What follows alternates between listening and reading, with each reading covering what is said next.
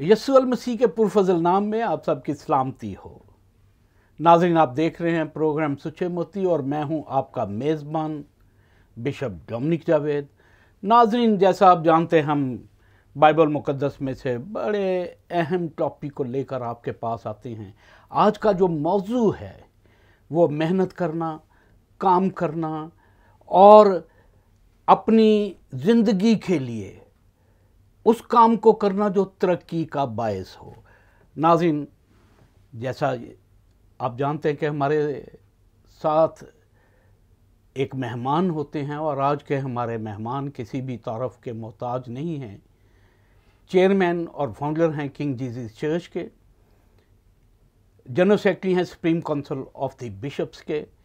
मेरी मुराद है bishop Nasir Samuel साहब से। बिशप साहब, आपको वेलकम करते हैं। थैंक यू सर, इस सुचे मोती प्रोग्राम में।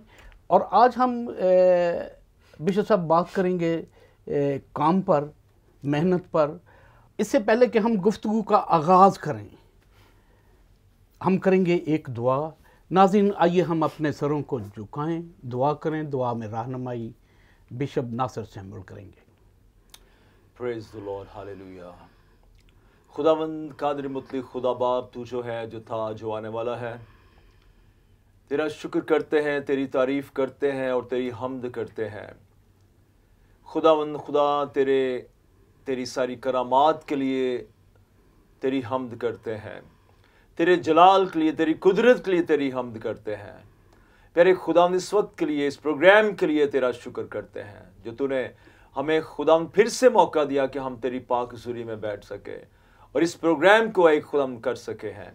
प्यारे खुदावंद, तू कसरत से बरकत दे और जो टॉपिक का एक खुदावंद चूज़ किया गया है उसके मुताबिक का एक खुदावंद एक्सप्लेनेशंस और एक खुदा हवाला जात देने की तौफीक दे। अपने बंदा को कसरत से इस्तेमाल कर और मुझे भी एक खुदावंद तेरी मिन्नत करता हूँ खुदावंद, जो हम हवाले बाइबल में से दें उसको एक खुदावंद तरतीब से देने की तौफीक दे, यीशु के नाम से, आमीन आमीन। नाज़रीन, आइए हम किताब मुक़द्दस में से आज का हवाला पढ़ेंगे। पैदाइश 3 बाब उसकी 17 आयत से 19 आयत तक। ये तिलावत हम बिशप साहब के साथ मिलकर करते हैं। Praise the Lord. पैदाइश की किताब उसका 3 बाब और उसकी 17वीं आयत से लेके 19वीं आयत तक लिखा है, और आदम से उसने कहा, चूंकि तूने अपनी बीवी की बात मानी और उस दरख्त का फल खाया जिसकी बाबत मैंने तुझे हुक्म दिया था कि उसे ना खाना, इसलिए ज़मीन तेरे सबब से लानती हुई। मुशक्कत के साथ तू अपनी उम्र भर उसकी पैदावार खाएगा और वो तेरे लिए कांटे और ऊंट कटारे उगाएगी और तू खेत की सब्जी खाएगा। तू अपने मुंह के पसीने की रोटी खाएगा जब तक कि ज़मीन में फिर लौट ना जाए, इसलिए कि तू उससे निकाला गया है, क्योंकि तू खाक है और खाक में फिर लौट जाएगा। प्रेज द लॉर्ड, आमीन। भाई साहब, हम यहाँ पर बड़ी प्यारी सी बात यह देखते हैं कि खुदा ने कहा कि ज़मीन तेरे सबब से लानती हुई और अब तू मुशक्कत से इसकी काश्त करेगा और तू इसका अनाज खाएगा।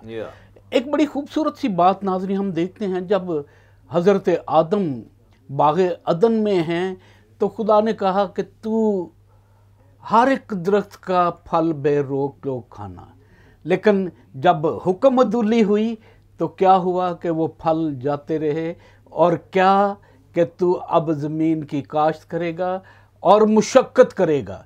मुशक्कत लानत से आई, क्योंकि ज़मीन तेरे सबब से लानत हुई, इसलिए तू मुशक्कत करेगा। और आज हम जिस मौजू को लेते हैं, मुशक्कत को, काम को, मेहनत को। मुशक्कत, सख्त मुशक्कत जो है वो किसी ना किसी सबब से हमारे ऊपर आती है, और लेकिन जब हम काम की बात करते हैं तो जब कौमें काम करती हैं, मेहनत करती हैं तो तरक्की पाती हैं। बाइबल मुक़द्दस में तकरीबन 181 बार इसका तज़किरा होता है, और मेरी बिसा मुराद होगी अब्रानी और यूनानी जितने भी तर्जमे हैं उनमें सब में इसका एक ख़ास अमल और दखल है। काम जो है ये एक किस्म अफ़वाल, कुछ करना जी, to do something, yes sir, अमल करना, कुछ अमल किया है जिसमें नाज़रीन हमारी सन्नतकारी और दस्तकारी सारा कुछ इसमें आ जाता है। हम देखते हैं कि खुदा ने खुद से, खुदा की अल्लाही कुदरत जो है, खुदा जो चाहता है करता है। यस, खुदा की अल्लाही कुदरत में हम बिशप साहब देखते हैं कि खुदा ने कहा रोशनी हो गई, हो जा तो हो गई। यस, खुदा ने कहा और सब कुछ हो गया। पानी अलहदा हो जाए, हो गया। बिल्कुल। खुदा जो कहता है वो करता है। लेकिन एक बात हम किताब मुकद्दस में देखते हैं कि उसने नैयर अकबर और नैयर असगर बनाए। जब हम कहते हैं बनाने की बात, तो हमारा जहन उस तरफ जाता है कि खुदा ने हाथ से कुछ किया है। यस। और अगर नहीं, इस बात को हम नहीं तस्लीम करते, तो खुदा ने आदम को अपने हाथ से बनाया है। खुदा ने खुद से काम किया है। तो जब खुदा ने काम किया तो हम क्यों नहीं करते? हमें भी करना चाहिए, क्यों नहीं करना चाहिए? ठीक है, बाइबल में लिखा है खुदा ने कहा हम इंसान को अपनी सूरत और अपनी शबीह की मानद बनाए। जिसका मतलब है कि जैसा खुदा है वैसा ही इंसान है। मैं इस बॉडी की बात नहीं करता, मैं इनर मैन की बात करता हूँ। और फिर एक और बात, मेरे यीशु ने भी कहा मेरा बाप अब तक काम करता है, और मैं भी करता हूँ। हालेलुया। जब बाप काम करता है और मेरा यीशु भी काम करता है, तो फिर आज का नौजवान, मेरा आज का जो टॉपिक है वो नौजवानों पर है। आज का नौजवान बिशप साहब काम क्यों नहीं करता? आज हमें क्या मुश्किल आ गई है? अब मैं समझता हूँ कि दुनिया के अंदर जो है बिशप साहब, कुछ लोग ऐसे हैं जो वाकई काम नहीं करते, लेकिन कुछ ऐसे हैं जो काम करते हैं, जो बहुत मेहनत करते हैं। बाइबल मुकद्दस के अंदर इमसाल की किताब जब हम पढ़ते हैं तो इमसाल की किताब जो है ऐसे लोगों से भरी पड़ी है। ठीक है, जिस तरह से इमसाल की किताब उसका 9वां बाब और उसकी 10वां बाब और उसकी 4थी आयत जब देखें तो यहाँ पर लिखा है जो ढीले हाथ से काम करता है कंगाल हो जाएगा। हाँ, इसका मतलब यह है कि जो ऐसे ही बस अपना मजबूरी के साथ लगा हुआ है, ठीक है, जिसमें कोई शौक नहीं है कमाने का या कुछ खाने का, और वो वैसे ही मजबूरन लगा हुआ है और ढीले हाथों से काम कर रहा है, ठीक है, ऐसे शख्स के लिए लिखा है वो कुछ हासिल नहीं कर सकेगा, वो कंगाल हो जाएगा, प्रोडक्शन नहीं हुई। यस, और आगे लिखा है लेकिन मेहनती का हाथ दौलतमंद बनाता है। जो कोई मेहनत करेगा वो दौलतमंद होता चला जाएगा। मैं इसको रूहानी तौर पर भी कहूंगा और जिस्मानी तौर पर, दोनों सूरतों से हम देखते हैं। अगर कोई दुनिया में काम करने जाता है तो वो दुनिया की दौलत जो है अपने साथ समेटता है, ठीक है, जिसमें वो अपने घर का इंतजाम, खानदान का इंतजाम और अपनी सारी जिंदगी का इंतजाम जो है शायद उस दौलत के साथ जो है कर सकता है। इसके साथ साथ जो है वो रूहानी दौलत जो है वो कमा सकता है अगर वो खुदावंद में मेहनत करे। गर्ज ये बा-इज़्ज़त अमल है। काम करना क्या है? एक ऐसा अमल है जो बा-इज़्ज़त है। अगर हम बिशप साहब देखें ज़बूर 128 उसकी 2री आयत में, तो बड़ी प्यारी बात लिखी है, तू अपने हाथों की कमाई खाएगा। तू क्या करेगा? अपने हाथों की कमाई खाएगा। तू मुबारक और सादतमंद होगा। Praise the Lord. अगर तो हम मेहनत करके खाते हैं तो फिर हम मुबारक और सादतमंद हैं। और कुछ चीज़ें मैं बड़े अफसोस के साथ कहता हूँ, कुछ चीज़ें हम हासिल करते हैं जिसमें हमारी मेहनत कोई नहीं होती। हाँ जी। मकर से, झूठ से, फ्रॉड से, किसी भी तरह से उसमें जो मेहनत नहीं है। ज़्यादातर दुनिया में मैं समझता हूँ कि मकर फ्रेब भी है, झूठ है, और दौलत इसी तरह से लोग जो है कमा रहे हैं और बहुत ज़्यादा जो है अपना जो ना पेट भर रहे हैं और अपने तिजोरियाँ जो है भर रहे हैं मकर फ्रेब के साथ। और ये खुदा के हुजूर नापसंदीदा चीज़ है, गुनाह है सर, नापसंदीदा चीज़ है। और मेहनती का हाथ, जैसे आपने फरमाया कि दौलतमंद होगा। और मेहनत क्या, हमें ज़रूरत आज इस बात की है कि हम मेहनत करें, हम काम करें। मेरी कौम पीछे क्यों है, हम पीछे क्यों हैं? सिर्फ ये कि हमने मेहनत करना छोड़ दी है।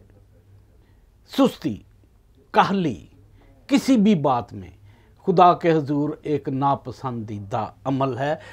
हम एक और बात को हम बिशप साहब देखते हैं कि जब यीशु तालीम दे रहे थे तो यहूदियों ने कहा, क्या ये बढ़ई नहीं? क्या ये बढ़ई का बेटा नहीं? इसका मतलब कि अगर बढ़ई का बेटा है तो बाप उसका काम करता है। बिल्कुल। और अगर ये खुद से बढ़ई है तो खुद से भी काम किया। और मेरे यीशु ने बढ़ई का काम किया, अपने हाथों से काम किया। और अगर अपने हाथों से मेरा यीशु मेहनत कर सकता है तो आज एक सवाल पैदा होता है, मैं क्यों नहीं? मैं यीशु को मानता हूं, आप क्यों नहीं? आप यीशु के फॉलोअर हैं, खुदा को आप मानते हैं, खुदा ने खुद से मेहनत की। और फिर हम यीशु की बात अगर करते हैं, बेशक मेरे यीशु ने बड़े मौजज़ात किए। क्या जैसे खुदा ने कहा रोशनी हो जा, हो गई, पानी अलहदा हो जाए, हो गए। इसी तरह मेरा यीशु भी मौजज़ात, कहा कि तू, कहा कि उठ खड़ा हो तो उठ गया। आमीन। लूले, लंगड़े, अंधे मौजे होते गए। जो काम करने के लिए वो इस दुनिया में आया बिशप साहब, उसने काम किया है। ठीक है, हम देखते हैं कि अगर वो शाम को देखते हैं, रात को देखते हैं, वो पहाड़ पर है, वीरान जगह पर है, वो दुआ कर रहा है। ये मेहनत है, ठीक है, क्योंकि रूहानी पाकीज़गी और रूहानी जो दौलत है हासिल करने के लिए प्रेयर करना बड़ा ज़रूरी है। ठीक है, जब वो पहाड़ से नीचे उतरता है तो फिर वो मुर्दों को ज़िंदा भी कर रहा है, वो कोड़ियों को पाक साफ भी कर रहा है, वो जो अंधे हैं उनको बिनाई भी दे रहा है, जो बहरे हैं जो सुन नहीं सकते उनको कान दे रहा है, जो बोल नहीं सकते उनको वो ज़बान दे रहा है, कुव्वत गोया ही उनको मिल रही है। सो अगर खुदावंद जो है वो आकर काम कर रहा है, हालांकि वो खुदा का बेटा है, वो तो खड़े खड़े सब कुछ कर सकता है, लेकिन फिर भी वो बाप के काम को जो उसने उसके सुपुर्द किया वो कर रहा है। आमीन। हम पूरी बाइबल में देखते हैं। एक मैं हवाला जो है यहां पर बयान करूं, 10वां बाब मिसाल की किताब और उसकी 5वीं आयत, जो अगली आयत में पढ़ना चाहता था वो ये है, वो जो गर्मी में जमा करता है दना बेटा है। बेशक। आमीन। पर वो बेटा जो दुराव के वक्त सोता रहता है शर्म का बायस है। सो ऐसे बेटे जो घर में पड़े हुए हैं, बिस्तर पर जो है वो इस तरफ करवट बदल और इस तरफ करवट बदल, तो वो तो मैं समझता हूं कि कंगाल हो जाएंगे, वो कुछ भी हासिल नहीं कर सकेंगे। बाइबल में लिखा है नींद उनको चीथड़े पहनाएगी। बेशक। इसलिए नौजवानों, अपने आप को मुकम्मल तौर पर खुदावंद के ताबे भी करो और जमीन पर रहते हुए जो खुदा ने आपको जिंदगी दी है उस जिंदगी के अंदर जो है मेहनत करें ताकि आप दौलतमंद हो, और रूहानी मेहनत भी करें ताकि आप रूहानी दौलत से भी सरशार हो। एक और मैं हवाला जो है यहां पर बयान करूंगा, 16वीं आयत में लिखा है, सादक की मेहनत जिंदगानी का बायस है। हालेलुया। सादक जब मेहनत करता है तो उसमें लाइफ है, उसमें जिंदगी है, उसमें बरकतें हैं और उसमें खुदा के बड़े बड़े मौजज़ात हैं। हालेलुया। अब बिशप बात कर रहे थे बड़ी खूबसूरत सी कि यीशु मौजज़ात करते थे। एक जगह पर हम देखते हैं कि एक जन्म के अंधे को यीशु के पास लेकर आए, उसने ज़मीन पर थूका और मिट्टी को साना और उसकी आंखों पर लगाकर कहा, जाकर शलोख में धो ले। यस। जिसका तर्जुमा है भेजा हुआ। अब शलोख में धो ले, वही यीशु जो लाजर को कहता है कि कब्र से निकला, तो वो पूरा का पूरा बाहर आ जाता है। कोई हाथ पीछे रह गया? No no no. कोई पांव पीछे रह गया? कफन समेत आ गया। अब हाथ से करने का मतलब क्या था कि यीशु हाथ से भी हमें काम करना सिखाता है। अल्लाही कुदरत, वो जो खुदा का बेटा है, जैसे खुदा कहता है हो जाओ वैसे हो जाता है, वही अल्लाही कुदरत यीशु में भी है। वो कहता है हो जा और हो जाता है। और इंसानी कुदरत जो है, कामल इंसानियत यहाँ पर ऐसे जाहिर की कि इलाज अंधे का किया कि ये मट्टी मैंने तेरी आंखों पे लगाई है, जाकर शलोख में धो ले। यहीं पर नाजरीन एक शॉर्ट ब्रेक का वक्त होता है, कहीं ना जाइएगा, आप देख रहे हैं प्रोग्राम सच्चे मोती।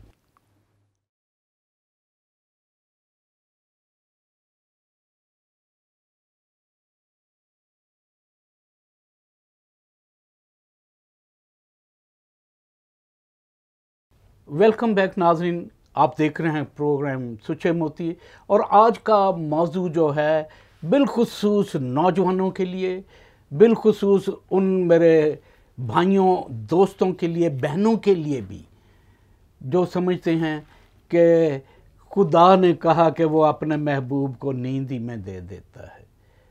बिशप साहब, ये एक राय फरार भी है। Praise the Lord. या बिल्कुल राय फरार भी है, जो वो काम नहीं करना चाहते, अपने महबूब को नींद ही में दे देता है। तो क्या हम सोए रहे हैं? तो मैं यही तो मैं कह रहा हूँ कि अपना वो शख्स जो ट्रस्ट करता है खुदा के ऊपर, अगर बिलफर्ज हम इसको पॉजिटिव लें, पॉजिटिव लेना है तो बिशप साहब हमें महबूब बनना पड़ेगा, पढ़ना पड़ेगा। महबूब बनकर तो देखें, खुदा के महबूब बनेंगे तो महबूब बन के देखें। वो कौओं को कह देगा कि इसको खिलाओ, एलिया को खिलाओ। महबूब बन के तो देखें। बात तो ये है कि हम उसके अहकाम पर चलते नहीं, हम उसके कलाम और आइन पर चलते नहीं, और इस बात को देते हैं। देखिए परिंदे जो है उनको खुदावंद जो है बाइबल लिखा है उनको भी वो देता है खाने के लिए, पर देखिए ना वो बोते हैं ना वो काटते हैं, फिर भी उनका खुदावंद उन्हें देता है। सर मैं आपको एक बात बताना चाहता हूँ, काफी साल हुए हम ये जिना हॉस्पिटल की जो कॉलोनी है वहां पर रहते थे, तो सुबह सवेरे मैंने देखा जो परिंदे हैं वो ये हमारी जो एफसी कॉलेज की नहर है उस तरफ, वहां से वो परिंदे उड़ते हैं और कई हजारों की तादाद में ये इस तरफ जो दूसरी तरफ जो है वो जा रहे थे। तो थोड़ी देर के बाद जो है वो सूरज ग्रहण लग गया। ठीक है, ये 90s की बात मैं कर रहा हूं आपको। तो सूरज ग्रहण लगा तो परिंदे वापस जो है उड़ के वापस चले गए। क्यों गए? मेरे ज़हन में फौरन आया कि ये परिंदे जो हैं वो अपने अपने घोंसलों को उन्होंने छोड़ा है और अपने दरख्तों को छोड़ा है और उन्होंने मेहनत करने के लिए जो है प्रवास की है। यही बात yes, मैं आपकी बात की तईद करता हूं। परिंदे ना बोते हैं ना काटते हैं, फिर भी उनका खुदावंद उन्हें देता है, लेकिन फिर भी जाना पड़ता है। क्या घोंसलों के अंदर साल का राशन दे देता है?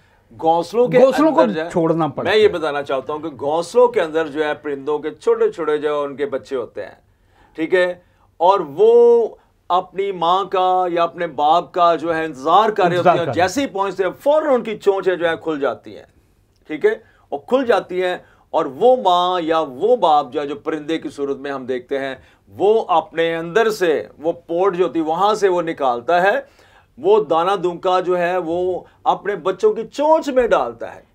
जो कुछ नहीं कर सकते उनके लिए खुदा मुहैया करता है। हालेलुया।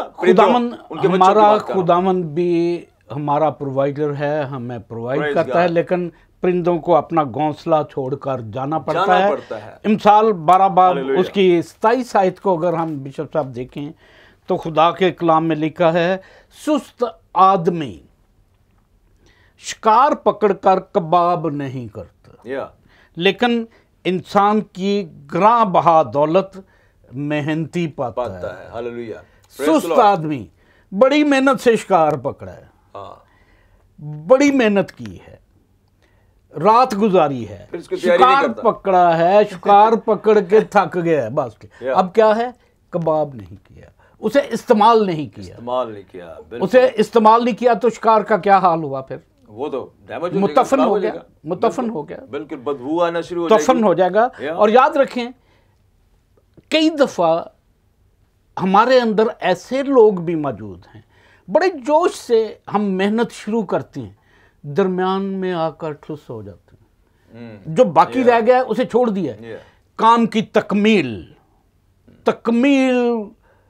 खुदावंद का शेवा है। मेरे यीशु ने जब दुनियावी खिदमत को पूरा किया तो कहा तमाम हुआ, तकमील की बात। कभी भी किसी बात को नामुकम्मल नहीं छोड़ना। और लिखा है कि इंसान की ग्रां बहा जो इंसान की ग्रां बहा दौलत है वो क्या करता है, मेहनती पाता है। अगर हम मेहनत करते हैं, हम दौलतमंद तो होना चाहते हैं लेकिन मेहनत नहीं करना चाहते। बिल्कुल मेहनत नहीं करना चाहते। मैंने देखा अपना जवान लड़के जो हैं वो अपने घरों में पड़े रहते हैं। ये नहीं कि बाहर निकलें, बाहर जाकर जो है कोई काम ढूंढे, कोई काम करें। जो शख्स कहता है कि मेरे लिए दुनिया में काम नहीं है, वो झूठ बोलता है, क्योंकि काम करना नहीं चाहता।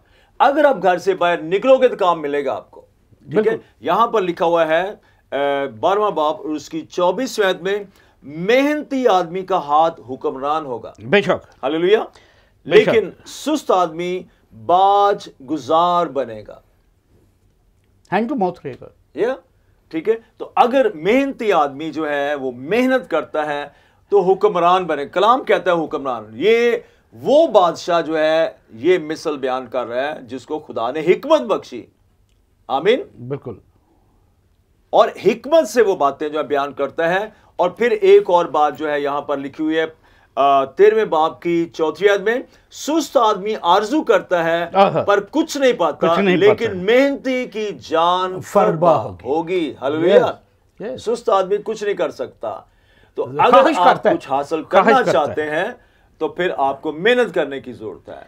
छोटे से छोटा काम जो कर लें या बड़े से बड़ा काम करें, हर काम के अंदर मेहनत जो है दरकार है। अब इसको स्पिरिचुअल लाइन की तरफ हम आ जाए सर, ठीक है। यहां पर लिखा है 14वीं आयत उसकी 4वीं आयत में, जहां बैल नहीं वहां चरनी साफ है, लेकिन गल्ला की अफजाइश बैल के जोर से है। आमीन।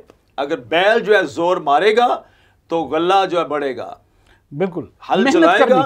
मेहनत की बात है, ठीक है। तो इसी तरह से जो कोई खिदमत के अंदर है सर, अगर वो मेहनत करेगा, चाहे वो पास्टर है, चाहे वो खिदमत करने वाला है, अगर वो मेहनत करेगा तो गल्ला की अफजाइश होगी। एक और बात को हम बाइबल मुकद्दस में से देख सकते हैं बिशप साहब, अमसाल 22 बाब 29 आयत को, कि तू किसी को उसके काम में मेहनती देखता है, किसी को उसके काम में मेहनती देखता है, वो बादशाहों के हुजूर खड़ा होगा। वो कम कदर लोगों की खिदमत ना करेगा। आज जो हम छोटे छोटी नौकरियां कर रहे हैं, इसीलिए कर रहे हैं, कम कदर नौकरी कर रहे हैं, कम कदर काम कर रहे हैं, इसीलिए कि हमने मेहनत नहीं की, सुस्ती, काहली। देखिए, एजुकेशन के अंदर बच्चे नहीं पढ़ेंगे, मेहनत नहीं करेंगे तो कैसे वो बड़े होंगे।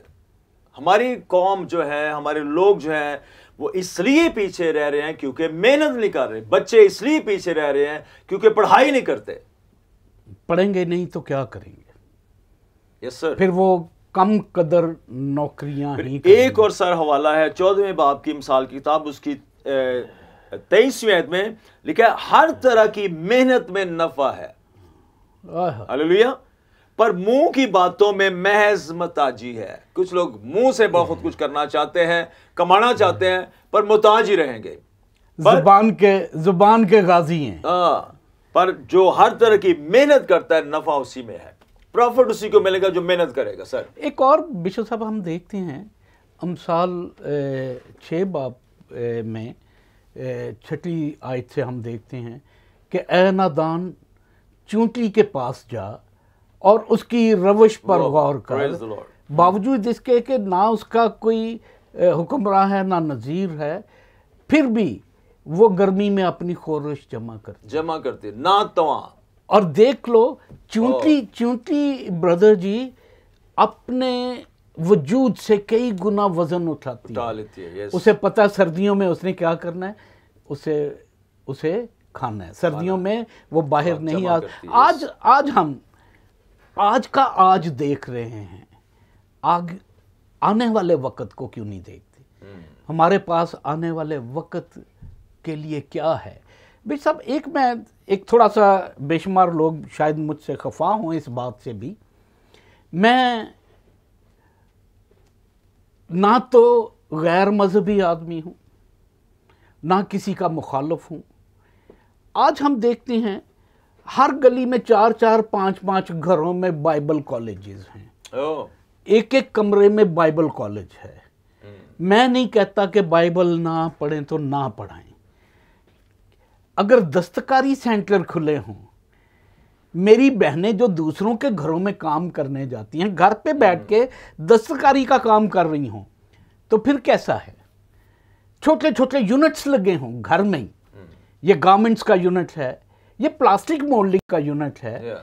मेरा यस्सु बढ़ई का काम करता था। हम कारपेंटर्स का थोड़ा बहुत घर में कर सकते हैं, चीज़ें बना के दे सकते हैं लोगों को, और हम ऐसा क्यों नहीं करते? आज ज़रूरत है हमें स्कूल ऑफ बिजनेस खोलने की। ये सर, और मैं इसमें सर एडिशन करना चाहूँगा कि हर एक कॉलोनी के अंदर, चाहे वो गांव है, चाहे कॉलोनी है, चाहे शहर है, या छोटे छोटे जहां बस्तियां, हमारी बस्तियां क्रिश्चियन बस्तियां हैं, अगर वहां पर यूनिट्स लगा दिए जाए बहनों के लिए और लड़कों के लिए और बच्चों के लिए, जो काम करने वाले हैं उनके लिए, जो पढ़ने वाले हैं वो तो स्कूल जाएंगे, और अपने बच्चों के लिए स्कूलों का होना भी जरूरी है, और जो इंडस्ट्री है उसका भी होना जरूरी है, ताकि हमारे बच्चे जो हैं अपने ही कॉलोनी के अंदर रहकर जो है काम सीखें, और काम सीखकर जो है आगे मेहनत करने वाले हों।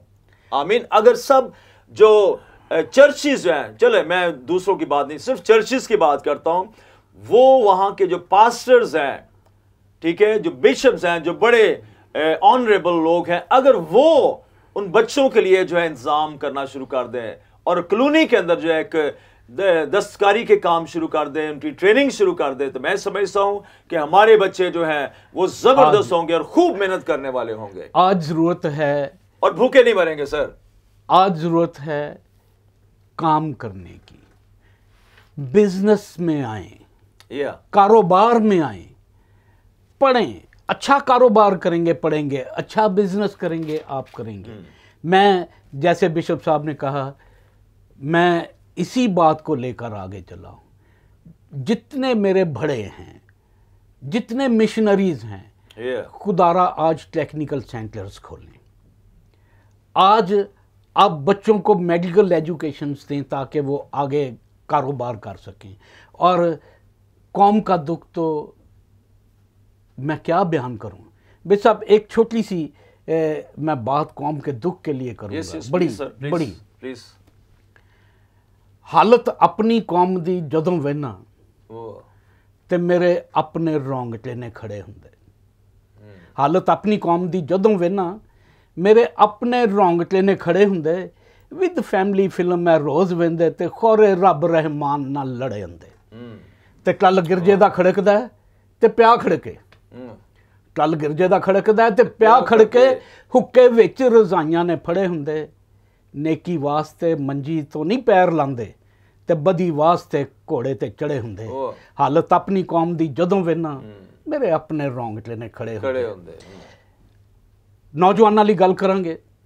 अखी चश्मा ते मूँह विच पान होवे, अखी चश्मा ते मूँह विच पान होवे ते हत्थ जीन्स दियां जेबां च वड़े हुंदे। काम करन लग्गियां हुण जे मौत पैंदी, वैसे गलियां दे मोड़ां ते खड़े हुंदे। हालत अपनी कौम दी जदों वेना मेरे अपने रोंगटे ने खड़े हुंदे। ते गल हक दी जरा नहीं असर करदी, गल हक दी जरा नहीं असर करदी ते कुप्पी नाल ने कालजे सड़े हुंदे।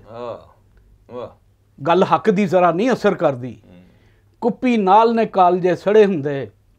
वेख लेना कदी ऐ शामां वेले वक्खो वक्ख पैमाने ने फड़े हुंदे। हालत अपनी कौम दी जदों वेना मेरे अपने रोंगटे ने खड़े हुंदे। ते लड़ाइयां झगड़ियां दा जिक्र मैं की दसां, लड़ाइयां झगड़ियां दा जिक्र मैं की दसां। गली महल्ले विच ने आ बड़े हुंदे। विआह के आइयां दी दोस्तों गल छड्ड दो, रल के जम्मे भी आपस च लड़े हुंदे। हालत अपनी कौम दी जदों वेना मेरे अपने रोंगटे ने खड़े हुंदे। ते बहुते किस्सियां दे विच नहीं जावेद पैंदा, बहुते किस्सियां दे विच नहीं जावेद पैंदा, ते बहुते किस्सियां दे विच ने कड़े हुंदे। शेर ठुकदे होण ते भावें होण थोड़े, जेकर दो भी हुंदे ते वो बड़े हुंदे। खुदावंद आपको सलामत रखे। यहाँ पर प्रोग्राम का वक्त खत्म होता है। एक आयत मैं देना चाहूंगा खत्म करने से पहले। इमसाल की किताब उसका 16वां बाब और उसकी 26वें। वैसे तो बहुत सारी आयत हैं, लेकिन ये लिखा है मेहनत करने वाले की ख्वाहिश उससे काम करवाती है क्योंकि उसका पेट उसको उभारता है। हालेलुया, हालेलुया, खुदावंद की तारीफ हो। नाज़रीन, जहाँ पर प्रोग्राम का वक्त ख़त्म होता है, आप देख रहे थे प्रोग्राम सुच्चे मोती सिर्फ और सिर्फ फजल टेलीविज़न पर।